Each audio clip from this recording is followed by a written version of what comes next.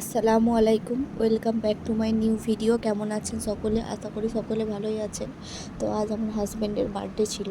তো বার্থডেতে কিছু করতে পারিনি, আগের বছরে অনেক কিছু করেছিলাম। আমি একটা জিনিস দেখেছি, আমার হাজব্যান্ডের যদি টাকা থাকতো না, তার অনেক মানুষ আপন হতো, কিন্তু টাকা নেই বলে না কেউ একটা খোঁজ পর্যন্ত নেয় না। হয়তো আমার কথাগুলো আজকে অনেক মানুষের বুকে লাগবে আমার ভিডিওটা দেখার পর। এমনকি আমি ভিডিও করি বলেও অনেকে অনেক টোন টিটকারি মারে। এই সোশ্যাল মিডিয়াতে কাজ করতে গেলে না অনেক ধৈর্য লাগে, অনেক মানুষের কথা সহ্য করা লাগে।